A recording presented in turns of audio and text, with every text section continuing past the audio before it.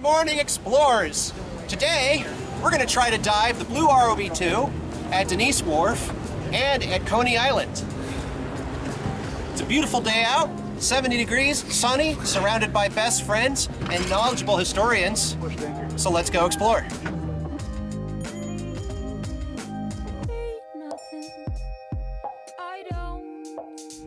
We're going to be taking the ROV out to Denyse Wharf, which is just by the Verrazano bridge. We did get clearance from the Coast Guard to impede upon the sanctity of the marine safety zone.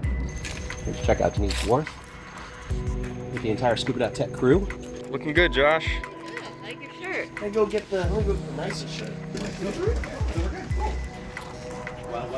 Low temperature 6 a.m. of 65 degrees. Pre-dive checklist, specifically the comprehensive pre-dive checklist, is done when we have about an hour pass between where the robot is situated and where we're going to dive. Now, because I live in the middle of nowhere, we have to do this basically every time the robot goes anywhere. Okay. So, first item we can ignore because that only matters when everything's powered on. But the second thing is we have to perform what's called a vacuum test. Vacuum test. So are you just basically creating a vacuum? Is that Yes. it? Okay, got it. And we're performing a test to see if it maintains that vacuum Got it. over the course of whenever. It's gonna take a fair bit. Yeah, I could only imagine. Let me see.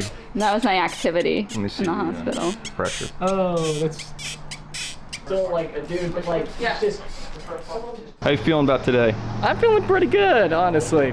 No, I mean, it's a nice, beautiful day. It's probably going to be a bit toasty. I'm Andrew Huebner, so I'm actually a doctoral student at the University of North Texas, working on my doctorate in history. My research is actually within the 20th century, so I specialize especially within the Baltic states and U.S.-Baltic relations. I've been working on this project for about a few years, but this is one of the projects that they specifically wanted for me to come out on here, particularly because of the historical context. Ocean and maritime archaeology is what really got me into history. Coney Island area, around Gravesend, and around Denyse Wharf, there's a lot of history that's happened here. We are surrounded by so much water, and yet so much of it is unexplored. So I'm excited to be able to explore this with so many of these other people here as well. Very excited. So we've got Denyse Wharf timed. It's our most important site. We got high slack at 11:30 today, so our diving window is going to be from 11:15 to 11:45. We're going to fill up the rinse bin now. The objective here is pretty simple: to have a mostly freshwater source that the ROV can rest in between dive cycles while we're out to sea. So we're going to take the empty bin on the boat. We're going to fill it in place. To place this somewhere where we don't have to move it the entire day.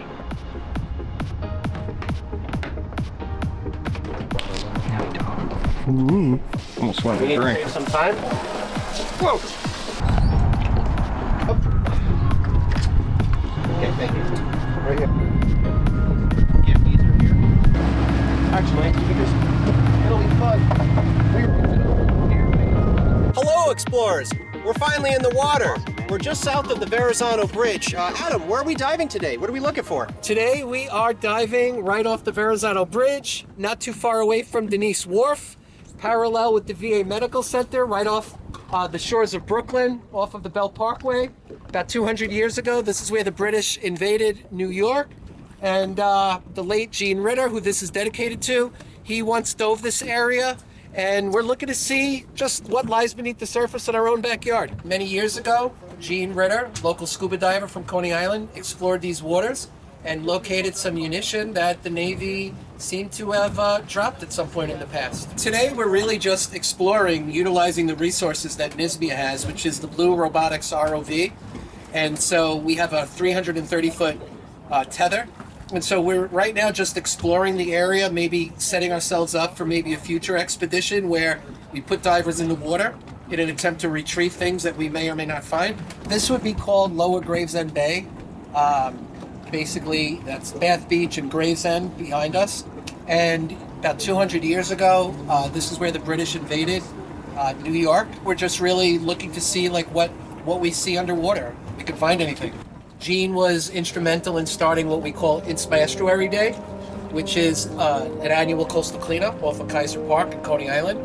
And so Gene also was a volunteer at September 11th, and he got a debilitating disease as a result and died way too young. And so I'm just kind of picking up the pieces and trying to, maintain his legacy. We're continuing Gene's work and his legacy, or I should say we're continuing Gene's work to help honor his legacy. Yeah, so Gene, just like myself, we were born and raised in Coney Island.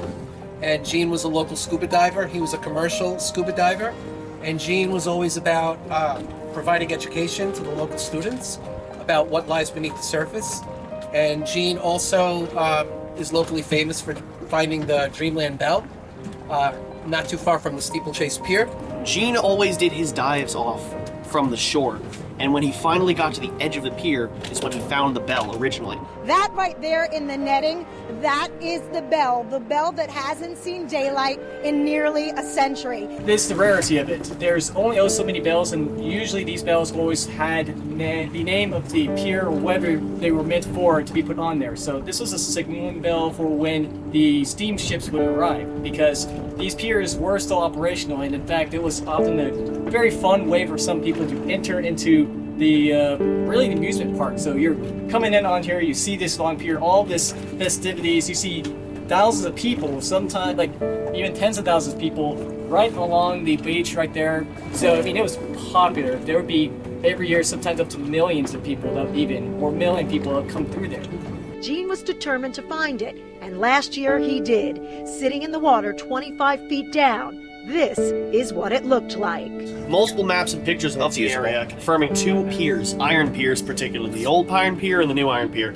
Gene Ritter was looking for the bell of the Old Iron Pier and found the bell of the New Iron Pier instead.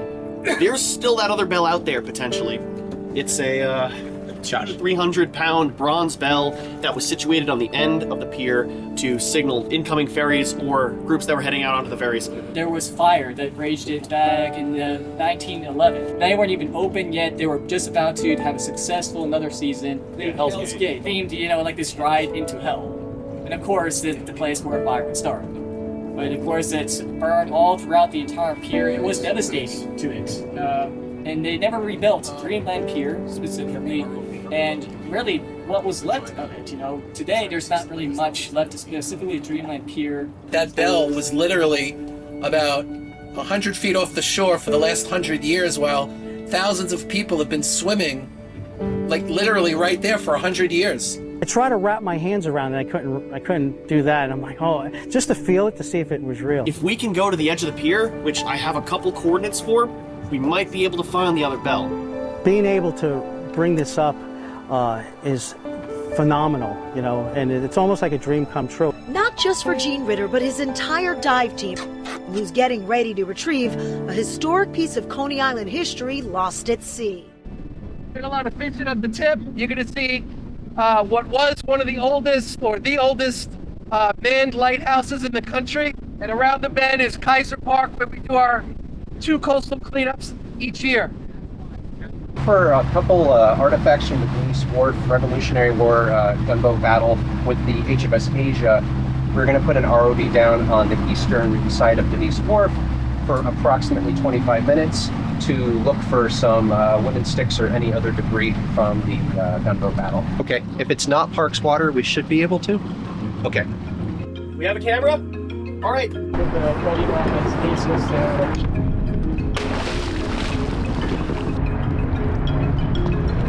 Okay, go northwest.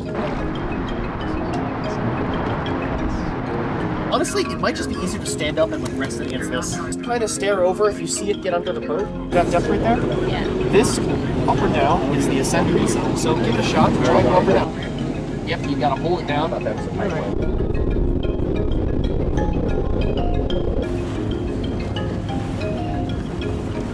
So we have Kingsborough College here, just to put things into perspective. To the right is Sheepshead Bay, good old favorite Randazzo's, and up ahead we got Coney Island.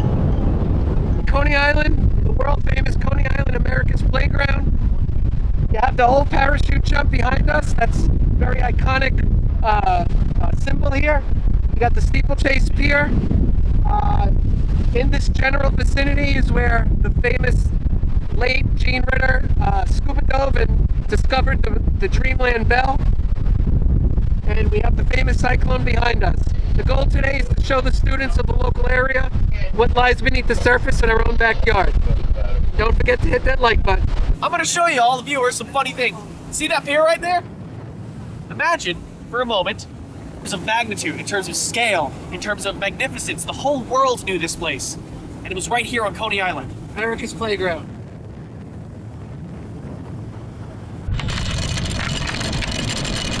There's like V-looking things. That's fish. For where we suspect the bell to be. Okay. Remember you said there was. We've used that Yeah, in this map in combination with his chart and sonar to find where we believe the artifact may be. So we are kind of like off the coast of the Coney Island Aquarium. This is where we believe was the site of the old Dreamland Pier, where Gene Ritter found the bell that was at the end of the pier.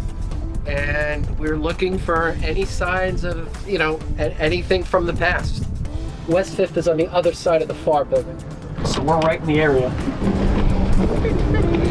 Which you'll probably want to put on the bench. Yes. So we can finish that. That's how it works. Cool, I figured it out. Let's see. We're going to go ahead, you're going to guard this tether and you're going to kind of gently Z it up as I walk up front with the ROV. So we're going to gently place the ROV down right here. Yeah, 3, 2, 1, and splash down. We're in. We're gonna pull her in, and then we're gonna keep it next to the boat, and we're gonna let her cool down. The computers are being throttled at their maximum operating temperature, which is 70 degrees Celsius. And it starts to get a couple of artifacts and camera errors and operating errors, restarting, and at that point, maybe it'll cool down faster and we might be able to get underway. Sounds like people waiting now. Okay, I have it on camera. I don't know where it was though. So while Josh and Drew are up at the bow operating the ROV, I'm going to be at the port side on the gunnel towards the running gear with this boat hook with really just one job at this moment, and that's to keep the line, the tether line, clear of the running gear, which is the engines, the propeller, the rudder, all of that stuff. So all I'm doing is just hanging out here for safety, and if I see that control tether getting towards the back of the boat, I'm just going to nudge it away. Actually, like I found a thing, I don't know what it is. You found a thing. Yeah, I found a thing. Get under Josh Cave. We got fish, we got water, we got sand. And in that sand, we're gonna find some stuff. Here we go. Southwest. Beautiful hiking. Preparing to breach. Preparing to breach. Breach, breach, breach. Like a, Why don't they put it in the front? Why? Give it away. This is too much. Got the tether? I'm gonna lean down and grab the rail. Okay, I have the rail. You have it? Cool. Coming up. Got it. Coming over. Thanks. Alright, I'm gonna rinse it immediately. Wash down. Fresh water. Another successful dive. Fresh water on. Or as many friends like to say, another happy landing. Well, honestly, I think our tether handler did a spectacular job. The tether didn't have any entanglements. A couple times, you know. I saw a lot of wood fragments, pieces of larger bits of wood, some stuff that didn't really look like shells, but were down there and I couldn't identify them. A really large object that had a lot of muscles built on it that did not look like the rocks I saw. Today's film is made possible by Adam Stryker of Friedman Management Corporation in Manhattan. For all your property management needs, think of Friedman Management. Thank you guys. Big shout out today to Jim Kozlik of Preferred Pharmacy in Bushwick, Brooklyn. Today's film is made possible by the efforts and the donations and the help and the hard work of Jim Kozlik and Preferred Pharmacy. Today we're out exploring the local waters off the coast of Coney Island. Today's film is made possible by the National Marine Sanctuary Foundation. Without them, none of this could be made possible. So thank you very much, National Marine Sanctuary Foundation.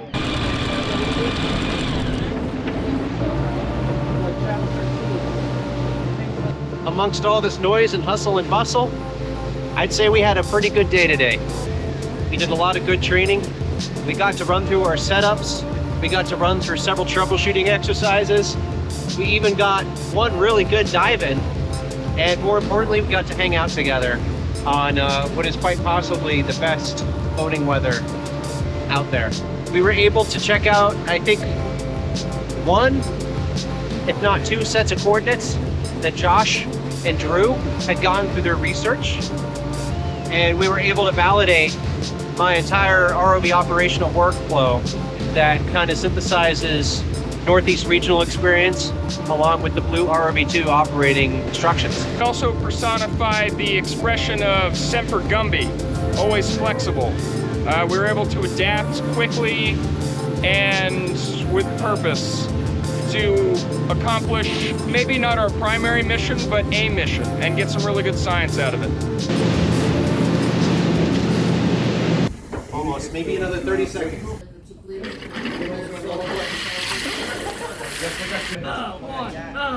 Making a framework for making this computer.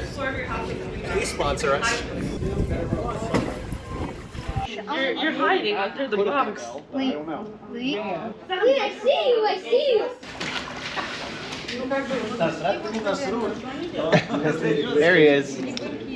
Yeah. Yeah! I'll get back.